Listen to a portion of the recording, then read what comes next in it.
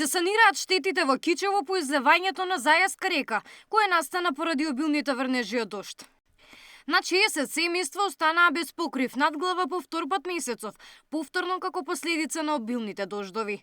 Во оваа спортска сала Христо Узунов се сместени околу 250 лица. Станува збор за околу 63 семејства чии што домови беа поплавени во текот на вчерашниот ден поради големите дождови кои што го зафатија не само Кичево, туку и цела Македонија. Проблемот во оваа спортска сала е што има само два тоалета, еден женски и еден машки. Овие 63 семејства немаат каде да се капат. Нашите куќи не можеме да се вратиме, преведејќи јас денеска бев дома, од сите три соби, сите три врати се откорнати, џамоите искршени, фрижидери, перални, каучи, други, тоа све вака е лом.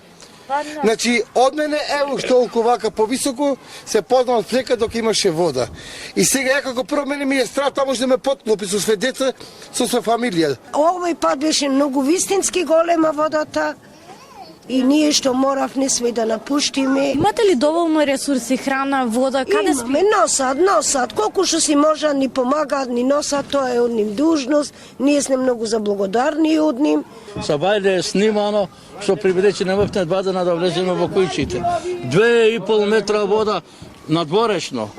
Штета имам голема, значи дрва 7 метра дрва ми однесе, дешто гулаби, тоа што има кутлуци, свето однесено, а натре самите ќе се уверите вие.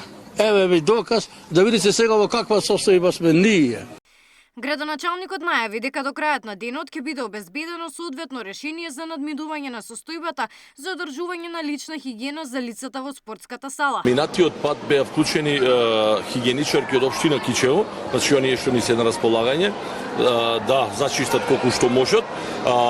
Имавме организирано дезинфекција и дезинсекција, тоа се правеше во 2 наврати додека беа сместени тука граѓаните, истото ќе се прави и сега, беа ангажирани тимови од општа болница и од здравствен дом, истото сега имам доставено барање да доаѓаат да видат на повик кој кому му треба, што му треба.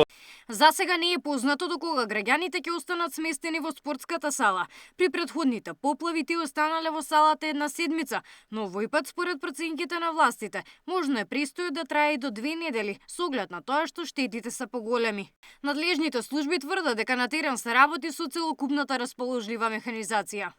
Во овој момент имаме вклучено преку 30 камиони, преку 10 огромни багери машини, значи комплетно цела механизација со која располага општина Кичево, јавното предпријатие, рекосломе, противпожарните единици и дури имаме помош од сите фирми во градот. Значи сите што имаат градежна машинерија е вклучена. Оваа улица Прилепска е дефинитивно и денеска една од најкритичните точки во цело Кичево. Иако голем дел од водата е значително повлечен, дел од граѓаните се уште црпат кофи вода од нивните домови. Според информациите кои што ги добив, водата во домовите на граѓаните се искачила дури до 2 метри. Зајаска река се повлече во своето корито, но и понатаму бележи зголемен водостој, што предизвика загриженост кај жителите од можноста за ново излевање.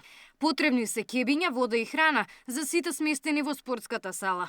Надлежните апелираат донациите да се доставуваат исклучиво преку Црвениот крст, со цел нивно организирана и транспарентна распределба. Во меѓувреме штети од невремето се санираат и во Гостивар, Тетово и Скопски Сарај. Според најавите на метеоролозите, врнежите од дожд се очекува да продолжат и во текот на целата седмица, што дополнително ја отежнува состојбата на терен. Габриела Лескова, Сител телевизија.